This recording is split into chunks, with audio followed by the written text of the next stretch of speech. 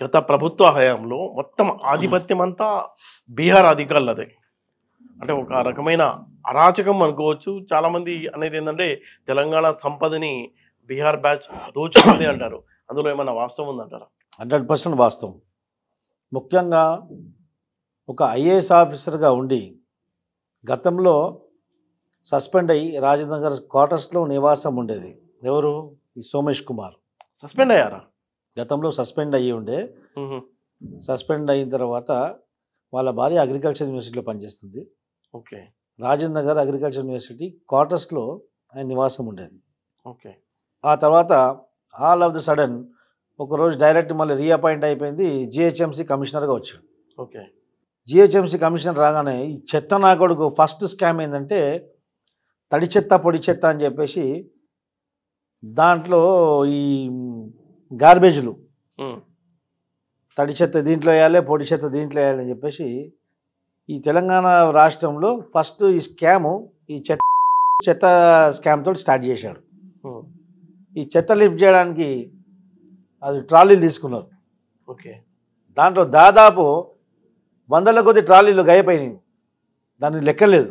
Okay. ఆ scam చేసినంత వీడేడో మనకు పనికొస్తాడు రాబాయ్ అని చెప్పేసి వాడిని తీసుకొచ్చి రెవెన్యూ సెక్రటరీగా చేసిన తర్వాత హ్మ్.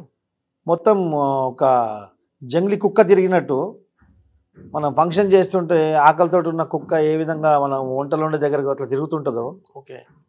ఆ విధంగా రాష్ట్రం అంతా తిరిగినాము, కుక్కలాగా తిరిగినాం. హ్మ్.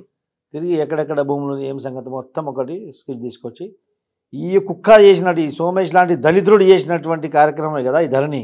ఓకే. వీడు పెట్టిన దళిద్రమే ఆ ధరణి. ఓకే. ఆ ధరణితోటి ఎంతమంది భూములు కోల్పోయారు, ఎంతమంది భూములు లిటికేషన్స్ అయిపోయాయి. ప్రభుత్వం రోడ్డు ఉంది, రోడ్లో కూడా ధరణిలో పేరు వచ్చింది, రోడ్డు కూడా ధరణిలో వచ్చేసింది. ఆ రోడ్డుకు కూడా రైతు బంధు వస్తుంది. అవును. ఇప్పుడు ఈ ధరణిలో తీసుకొచ్చారంటే ఈ 25 ఎకరాలది పేరుంది, వాళ్ళ భార్య పేరు మీద ఏదో కాంట్రవర్సీ ఉంది, అదే. మొత్తం బందిపోటు దొంగల బ్యాచ్ ఇది, బీఆర్ బ్యాచ్ అంతా. బందిపోటు దొంగలాగా తెలంగాణకు వచ్చిండు. ఈ యొక్క దొంగలు కలిసి ఆ కేసీఆర్ దొంగ ఇది మొత్తం దొంగలు కలిసి తెలంగాణ మొత్తం దోచుకున్నాడు. అరే కలెక్టర్ అంటే ఐఏఎస్ ఆఫీసర్ అంటే ఐఏఎస్ ఆఫీసర్ ఎంత వాల్యూ ఉండే, ఈ బ్యూరోక్రసీ సిస్టాన్ని అంతా భ్రష్టు పట్టించిన దొంగ నా కొడుకను. అంటే ఈ 25 ఎకరాల కథ ఏంటి? ఈ బాలకృష్ణకి లింక్ ఏంటి? బాలకృష్ణ వాడొక దొంగ. వాడు ఎవరు ఇచ్చారు ఇంతకీ ఈయనకి ఈ 25 ఎకరాలు? వాళ్ళు కొనలేదు. వీడు చైర్మన్గా ఉండే ఈ సోమేష్ దొంగ, ఆ బాలకృష్ణ ఇంకో చిన్న దొంగ. చిన్న దొంగ ఏం చేసిండు, పెద్ద దొంగ భార్యకి అమ్మగారికి గిఫ్ట్ ఇచ్చింది అనమాట. వీడి సంపాదన ఎంత, వీడి జీతం ఎంత, వీడి ఇంట్లోనే సోమేష్ ఇంట్లో వందల రూపాయల ఖరీదైన సామాన్లు. అంతెందుకు, వీడు ఉండేది ఉప్పరపల్లి. వీడి గురించి పీవీఎన్ఆర్ ఫ్లైఓవర్ బ్రిడ్జ్ ఎక్స్టెన్షన్ చేశారు కిందికి, వీడు అక్కడ దిగడానికి, మళ్ళీ వీడు అక్కడి నుంచి ఎక్కడానికి. వీడి గురించి స్పెషల్గా దానికి ప్రజల ఇబ్బందులు పడితే ప్రజలకు సమస్యలు అవసరం లేదు వీళ్ళకి. ఈ దొంగ గురించి వీడు దిగడానికి అక్కడ ర్యాంపు, మళ్ళీ వీడు ఎక్కడానికి ఒక ర్యాంపు పీవీఎన్ఆర్కి. ఓకే. అలా ప్రభుత్వం మొత్తం తానే ఇష్టమని నడిపించాడు. ఈ యొక్క దొంగ మొత్తం ఏ విధంగా దొంగతనాలు చేయాలని చెప్పేసి ఈయన డిఎన్ఏ చేయాలి ఫస్ట్.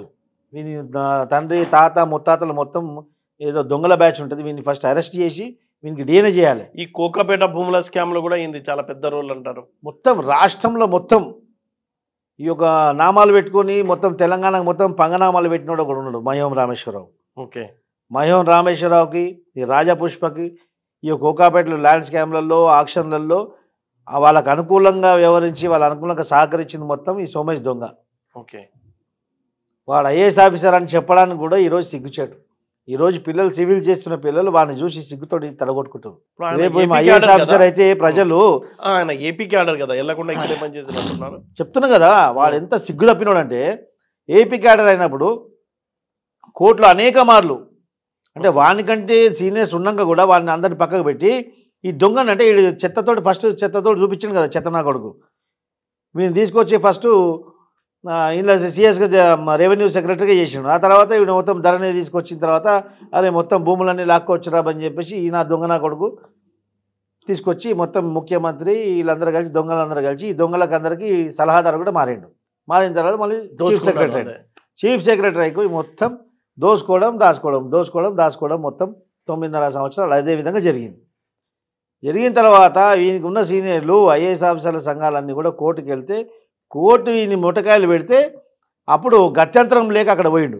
ఏపీకి వెళ్ళి రిజైన్ చేసి ఏపీకి వెళ్ళి ఒక్కరోజు పోయి అక్కడ అటెండ్ అయ్యి రిజిగ్నేషన్ చేసి వచ్చి మళ్ళీ ప్రభుత్వ సలహాదారునిగా మళ్ళీ వచ్చి వాని సిగ్గు తప్పిన ముఖం ఏమనాలి ఆయనకి బూతులు వస్తున్నాయి. కానీ సిగ్గు తప్పినోడు బీఆర్ఎస్ పార్టీ మీటింగ్లో నిల్చుంటే స్టేజ్ దగ్గర నిల్చుంటే కేసీఆర్ వస్తుంటే వేరే పక్కకు తొప్పేస్తుండింది. అలా ఒక ఐఏఎస్ ఆఫీసర్గా ఉండి అలా వాల్యూ తీసుకోవడము, అవమానాలు కోరి తెచ్చుకోవడము, అంటే డబ్బు కోసమా అంతా? నువ్వు పుట్టిన వాసుడి జాతిలోనేమో, నువ్వు పుట్టిన వాసుంటోనుకోమో, నీ పుట్టుక తప్పు ఏమో, నీ పుట్టుక ఖరాబేమో, నీ జాతి అదేమో. కానీ ఐఏఎస్ ఆఫీసర్కి ఎంత వాల్యూ ఉంటుంది? ఈ బ్యూరోక్రసీ సిస్టమ్ అంటే ఎంత పిల్లలందరూ ఈరోజు సివిల్ చదువుకున్న పిల్లలు ఒక స్పిరిట్ తోటి చదువుకుంటారు. అరే మేము రేపు ఐఏఎస్ ఆఫీసర్ అవుతాము, ఈ దేశానికి సేవ చేస్తామని చెప్పేసి. నిన్న ఒక పిల్లోడు చెప్తుండే, ఏం చేస్తున్నావు అంటే చెప్పట్లేదు. వాడు ఏం చేస్తున్నావు అంటే స్టడీ చేస్తున్నాడు. ఏం చేస్తున్నావు స్టడీ బయట, ఏం ప్రిపేర్ అవుతున్నా అంటే చెప్పట్లేదు. కింద వచ్చి సివిల్స్ ప్రిపేర్ అవుతున్నా సార్ అంటాడు.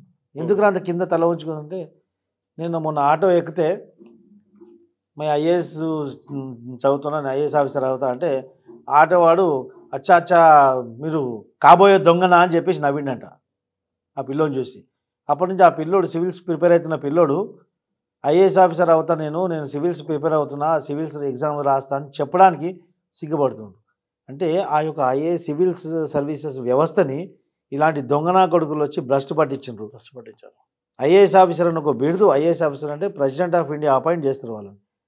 అలాంటి ఒక ఉత్తమమైనటువంటి ఆపర్చునిటీని, అలాంటి ఒక అవకాశాన్ని వీళ్ళొక అవమానంగా మార్చారు వీళ్ళు.